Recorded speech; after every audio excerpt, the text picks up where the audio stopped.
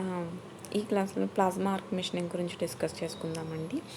ఆ, మనకి మిషనింగ్ ప్రాసెస్లో ఏంటి అని అంటే నాన్ కన్వెన్షనల్ మిషనింగ్ ప్రాసెస్లో plasma plasma arc machining process అనేది చాలా ఇంపార్టెంట్. నేను ఈ మిషనింగ్ ప్రాసెస్లో ఏంటంటే డయాగ్రామ్ని బట్టి థియరీ మీరు ఈజీగా రాసే విధంగా నేను ఎక్స్ప్లెయిన్ చేస్తానండి. సో డయాగ్రామ్ మీకు గుర్తుంటే సరిపోతుంది, థియరీ ఆటోమేటిక్గా మీరు రాసేయగలరు. ఆ విధంగా నేను ఎక్స్ప్లెయిన్ చేస్తాను. అండ్ థియరీ రాస్తేనే మీకు మార్క్స్ అనేవి పడవండి. దాంట్లో ముఖ్యమైన పాయింట్స్ అనేవి మీరు మెన్షన్ చేయాలి. అవే పారామీటర్స్ అన్నమాట. సో ఆ ఇంపార్టెంట్ పారామీటర్స్ ఏంటి అనేది కూడా నేను చెప్తాను.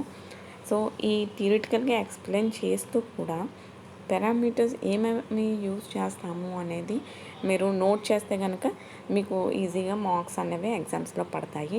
సో 8 మార్క్స్ క్వశ్చన్ ఇచ్చినా లేదా 12 మార్క్స్ క్వశ్చన్ ఇచ్చినా సరే మీరు ఈజీగా అటెంప్ట్ చేయగలుగుతారు. సో ఫస్ట్ దీని గురించి చెప్పుకుందాము.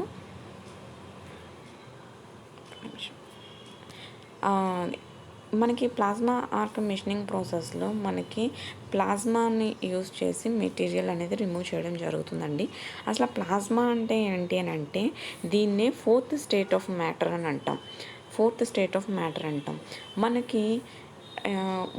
మనకేంటంటే సాలిడ్, లిక్విడ్, గ్యాస్, ఇవి 3 స్టేట్స్ ఆఫ్ మ్యాటర్ అని అంటామండి. మనకి సాలిడ్ని హీట్ చేస్తే అది ఏమవుతుంది, లిక్విడ్ స్టేట్లోకి మారుతుంది. లిక్విడ్ని హీట్ చేస్తే ఏమవుతుంది, గ్యాసియస్ స్టేట్లోకి మారుతుంది. గ్యాస్ని కూడా హీట్ చేస్తే హై టెంపరేచర్లో అదేమవుతుంది అని అంటే ప్లాస్మా కింద చేంజ్ అవుతుందండి. అందుకునే దీన్ని ఫోర్త్ స్టేట్ ఆఫ్ మ్యాటర్ అని చెప్పేసి అంటన్నమాట. సో ఆ గ్యాస్ అనేది అయోనైజ్ అయ్యి ఏమవుతుంది అని అంటే దాంట్లో ఉన్న యాటమ్స్ డిసోసియేట్ అవుతాయి అన్నమాట. అంటే సెపరేట్ అయిపోవడం జరుగుతుంది. సో దాన్నే మనం ప్లాస్మా అంటాము.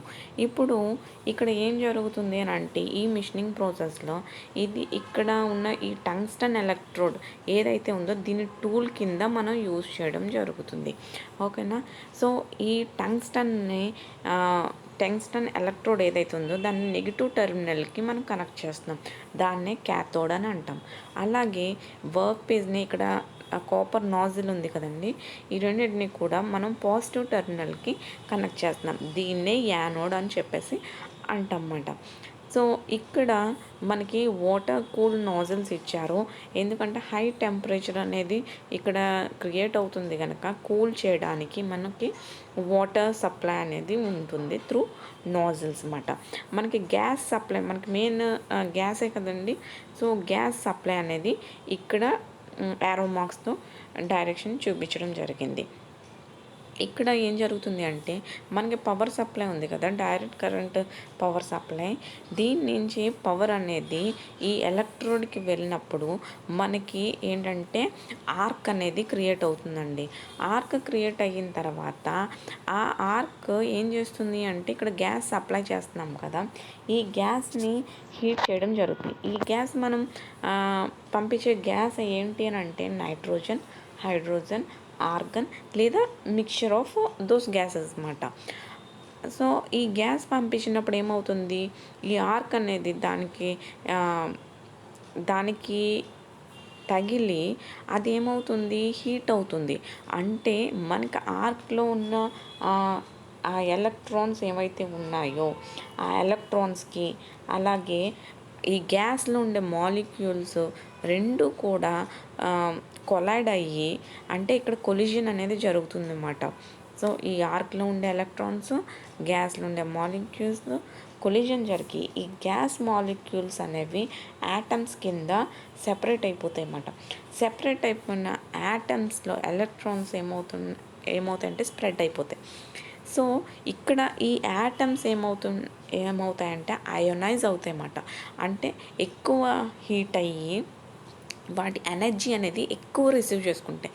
ఎక్కువ ఎనర్జీ రిసీవ్ చేసుకున్నప్పుడు ఏమవుతుంది అని అంటే అన్‌బ్యాలెన్స్‌డ్ స్టేట్‌లోకి వెళ్ళిపోతుందండి. సో, ఆ యాటమ్స్ అనేవి అన్‌బ్యాలెన్స్‌డ్ స్టేట్‌లోకి వెళ్ళిపోయి ఎక్కువ థర్మల్ ఎనర్జీ అనేది ప్రొడ్యూస్ చేస్తుంది. ఆ థర్మల్ ఎనర్జీ వర్క్ పీస్ మీద స్ప్రెడ్ అయ్యి, అంటే మనం ఎక్కడైతే వర్క్ చేయాలనుకుంటున్నామో, ఎక్కడైతే షేప్ క్రియేట్ చేయాలనుకుంటున్నామో, సో ఆ వర్క్ పీస్ మీద మనం టార్గెట్ పాయింట్ కింద మనం ఫోకస్ చేస్తాం. ఫోకస్ చేసినప్పుడు ఏమవుతుందంటే ఈ సాలిడ్ స్టేట్లో ఉన్న ఈ వర్క్ పీస్ యొక్క మెటీరియల్లో కాస్త మెల్ట్ అయిపోతుంది. అంత హీట్ తగిలినప్పుడు ఏదవుతుందండి, ఖచ్చితంగా మెల్ట్ అవుతుంది కదా. మెల్ట్ అయ్యి మెటీరియల్ అనేది రిమూవ్ అవుతుంది. సో ఆ విధంగా మనకి మిషనింగ్ ప్రాసెస్ అనేది జరుగుతుంది. అయితే ఈ మిషనింగ్ ప్రాసెస్లో మనకి పారామీటర్స్ ఏమైతే యూస్ చేస్తామో, సో మనం ఎక్స్ప్లెయిన్ చేసే థియరిటికల్ ఎక్స్ప్లెనేషన్ అంతా ఇదేనండి, నేను చెప్పాము కదా. సో డయాగ్రామ్ని బట్టి మీరు ఈజీగా మీరు ఎక్స్ప్లెయిన్ చేసేయచ్చు. అండ్ పారామీటర్స్ ఏమైతే యూస్ చేస్తామో అవి నేను చెప్తానండి. సో పారామీటర్స్ అనేవి చాలా చాలా ఇంపార్టెంట్ అండి. మీరు ఎంత ఎలాబరేట్ చేసి థియరీ రాసినా మీకు మార్క్స్ పడవు. ముఖ్యంగా పారామీటర్స్ని ఇంక్లూడ్ చేయాలి.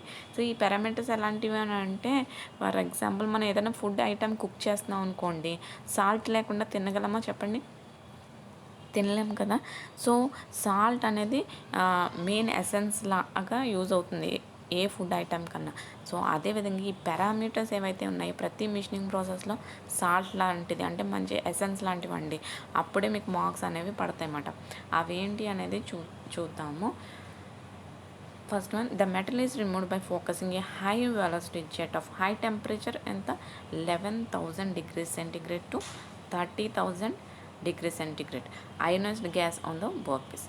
Second one, in a plasma torch known as the gun or plasmatron, a volume of gas such as H2, N2 and O2 etc.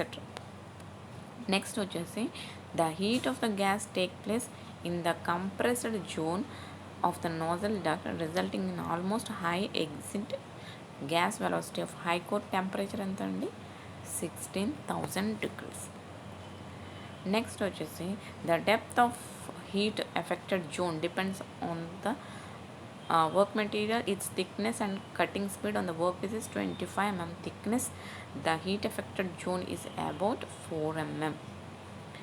Okay na? A typical flow rate of the gas 2 to 11 meter per hour. Direct current rated about 400 watts to 200 kilowatts. Arc current ranges between 150 and 1000 amperes for cutting rate 250 to 1700 mm per minute. So ఇవన్నీ కూడా చాలా important అయిన parameters అండి. మీకు notes కావాలంటే మాకు mail చేయండి crazymac7799@gmail.com. Thanks for watching.